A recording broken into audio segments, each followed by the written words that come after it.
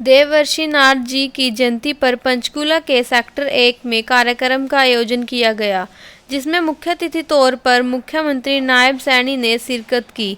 मुख्यमंत्री ने दीप प्रज्वलित कर कार्यक्रम का शुभारंभ किया।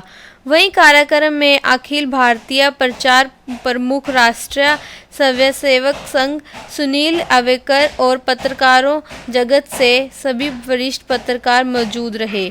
इस अवसर पर मुख्यमंत्री नायब सैनी ने वरिष्ठ पत्रकारों को सम्मानित भी किया। अमित शाह के दौरे पर मुख्यमंत्री ने कहा कि अमित शाह की बैठक से मार्गदर्शन मिला है। डबल इंजन की सरकार ने नीचे तक लाभ पहुंचाने का काम किया। उन्होंने कहा कि जनहित के लिए नए निर्णय लेकर उनका लाभ पहुंचाने का काम करेंगे। पत्रकारिता का शुभारंभ एक मिशन के रूप में हुआ। उस मिशन ने केवल सामाजिक क्रांति का योगदान किया, बल्कि देश की आजादी के आंदोलन में सक्रिय भूमिका भी निभाई।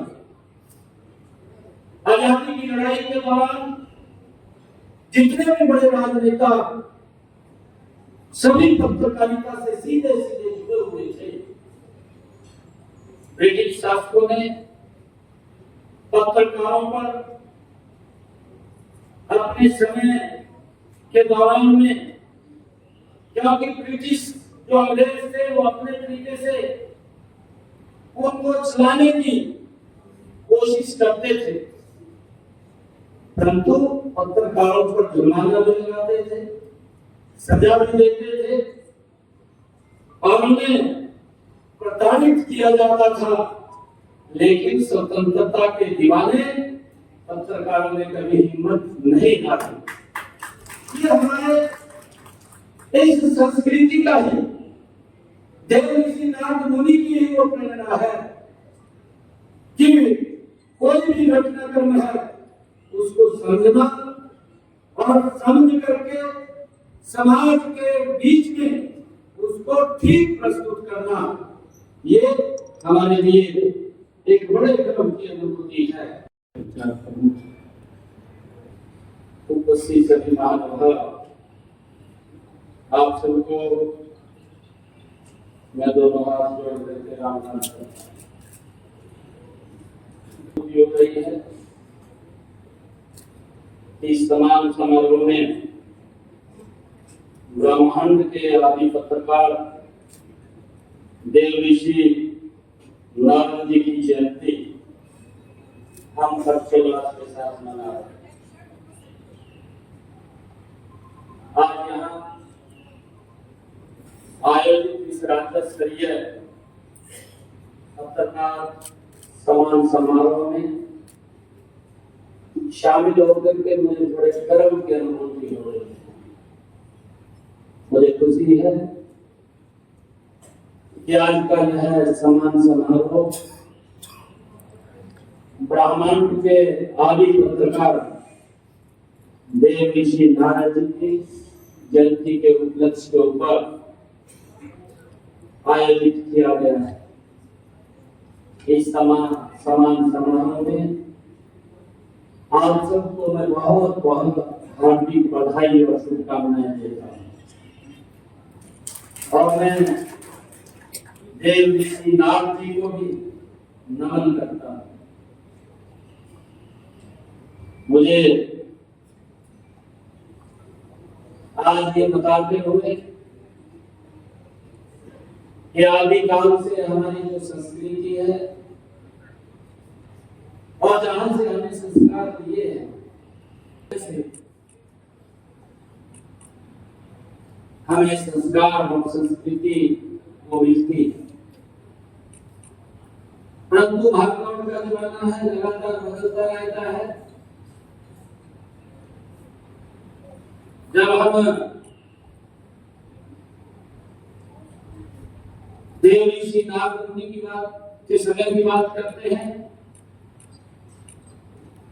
उस समय में भी एक स्टील पत्रकारिता थी,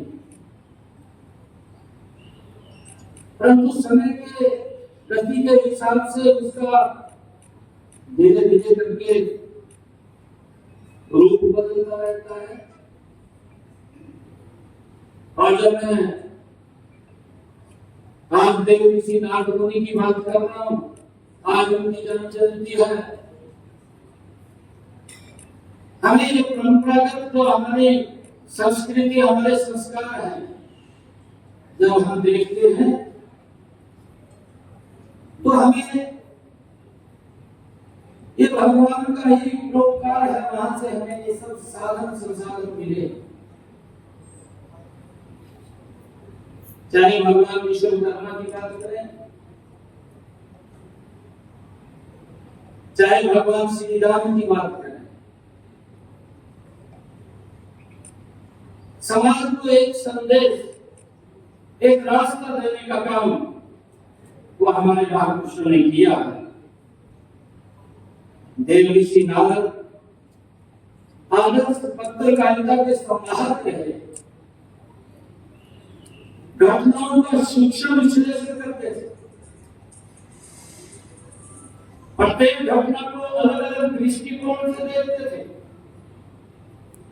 इसके बाद निष्कर्ष निकाल करके सत्यता की तरफ वो बढ़ते थे। सकारात्मक और सृजनात्मक ढंग से सूचनाओं का आदान प्रदान। देव ऋषि नारद आज की मीडिया के आदर्श हैं। उनसे जो प्रेरणा मिली है, अनेक विपरीत परिस्थितियों में भी वो श्रेष्ठ पत्रकारिता वो संभव है। मुझे खुशी है जो देव ऋषि जयंती है नारद जी की, किस तरह से देखी जाएगी? आज देव ऋषि नारद मुनि जो आदि पत्रकार हुए हैं, इस मीडिया के प्रथम पत्रकार हुए हैं, आज उनकी जन्म जयंती है। उस जन्म जयंती के अवसर के ऊपर मैं सभी मीडिया कर्मियों, सभी प्रदेश और देशवासियों को आज उनकी जन्म जयंती की बहुत बहुत बधाई और शुभकामनाएं देता हूँ। देव ऋषि नारद मुनि जी एक ऐसे प्रथम पत्रकार रहे हैं जो घटना कर्मों का आंकलन करते थे, आंकलन करके उनको सही समय के ऊपर, ठीक समय के ऊपर वो उनको पहुंचाने का काम देव ऋषि नारद मुनि जी करते थे। आज उनकी जन्म जयंती है। मैं इस अवसर के ऊपर सभी को बहुत बहुत बधाई और शुभकामनाएं देता हूँ। पत्रकार अमित शाह जी आए थे यहाँ पर, सभी कार्यकर्ता जो पदाधिकारी से बातचीत की, किस तरह से देखते हैं कि जो उसका जो दौरा था, उनकी जो पहले ये देखिए, हमारी कल भारतीय जनता पार्टी हरियाणा प्रदेश की विस्तारित कार्यकारिणी की बैठक थी और उस बैठक में आदरणीय अमित शाह जी का मार्गदर्शन मिला है। आदरणीय अमित शाह जी ने प्रदेश के सभी कार्यकर्ताओं में एक नया जोश भरने का काम किया है। आने वाले विधानसभा के चुनाव के अंदर एक बहुत बड़े मैंडेट के साथ भारतीय जनता पार्टी तीसरी बार सरकार बना रही है और ये हरियाणा प्रदेश के लोगों ने तय कर दिया है। जो भी हमने काम किए हैं, आदरणीय नरेंद्र मोदी जी और डबल इंजन की सरकार ने जो काम किए हैं, उसका लाभ नीचे तक पहुंच रहा है और हमारा लगातार ये प्रयास रहेगा कि उन सुविधाओं को और गति से लोगों तक पहुंचाएं, उनके जीवन को सरल करने का काम हमारी सरकार करेगी। लगातार लोगों के हित में, जनहित के अंदर नए निर्णय लेते हुए उनको लाभ पहुंचाने का काम। कौन कौन सी योजना है